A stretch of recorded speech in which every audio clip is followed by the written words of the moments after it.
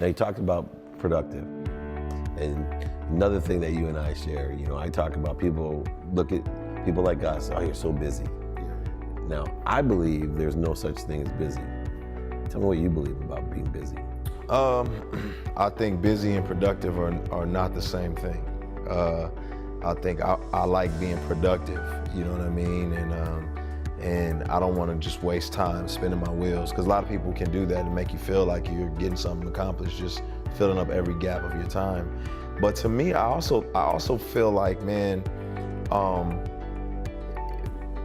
we highlight busyness as if it's this like great thing, and to me, it's symptomatic of a lack of freedom in some senses. You know what I mean? Because if you're always busy, you're not free, and if you're not free, you can't make decisions. And hopefully, building a company and being successful has afforded you some freedom to, just say no and just say, I'm going on vacation. Give it a little free business coaching right here, because I think you're hitting on an important part that a lot of the entrepreneurs need to know.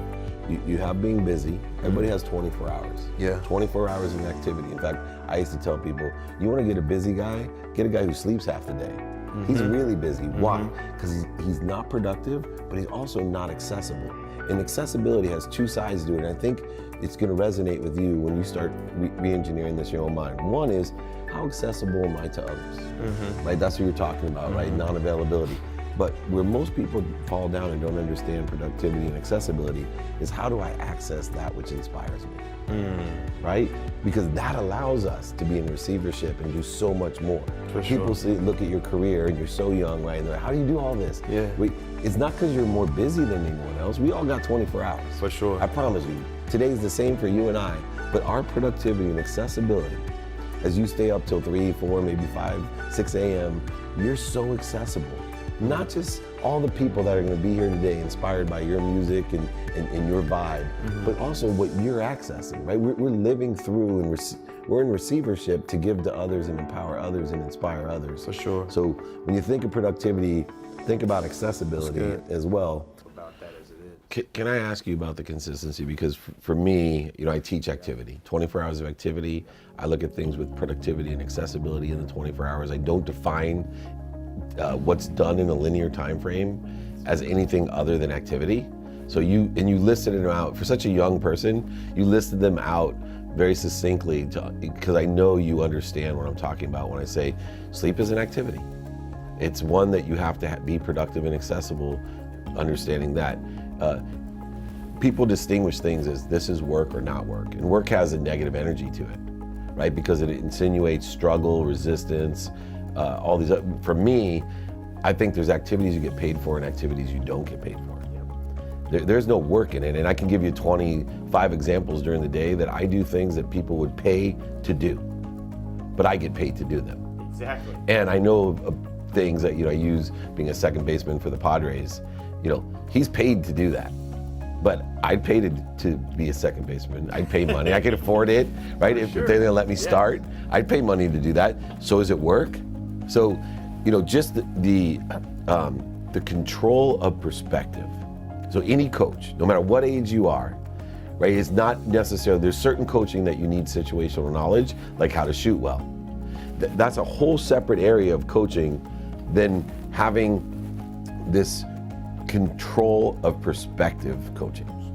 And that's truly a different coach of what you're doing. And that's what I do, is I have coaching clients that are very specific, pragmatic. How do I scale my business? What do I do in this situation? How do I finance this?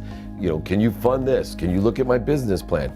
That's situational knowledge. That's my, hey, you want to be a Steph Curry shooter? This is how I teach you to scale a business. But what is the most powerful thing that I do and that you do is, how do you control your perspective? Yep. Right? For activity, to maximize the 24 hours. And you're one of the first people who ever sat in front of me and talked about, the linear time frame. Because controlling the perspective side of it is the other time frame. So let me explain this to you. You coach fine on the activities of 24 hours. I think because of who you work with, and I'd love to have Clay on here, right? On the podcast, right? It's guys like that you can help me with. Yeah, for sure. But where I think it's interesting, if you separate two different time zones, you understand this activity time zone of 2 hours playing, what are you gonna do with the other 22? But what's more interesting to me is the multidimensional time frame that people live in their own mind. Completely exclusive. Completely exclusive. This is non-exclusive. Around the entire Earth, the 24 hours is non-exclusive. But where you can accelerate what you want, the manifestation, the proclaiming, proactively allowing things to happen, is can I coach you on the multidimensional time frame that exists beyond the 24 hours?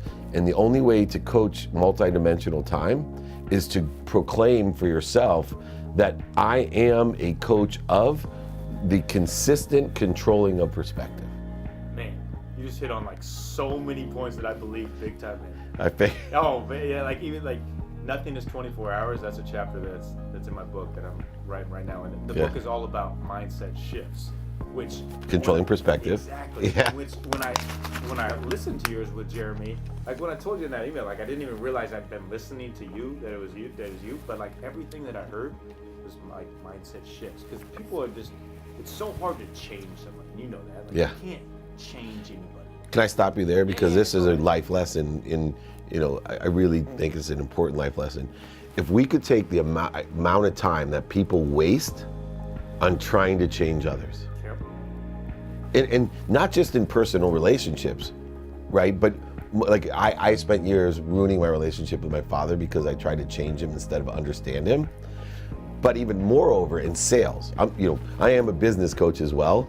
To make money, like you allow your ego to get in the way, and so you spend all your time trying to sell someone that is not emotionally attached to you. Yep. And statistically, it takes so much work. Statistically, is so not successful. It's like trying out for a team or trying to prove to a coach that you're good enough to play when he has it 99% in his mind that you're never going to play.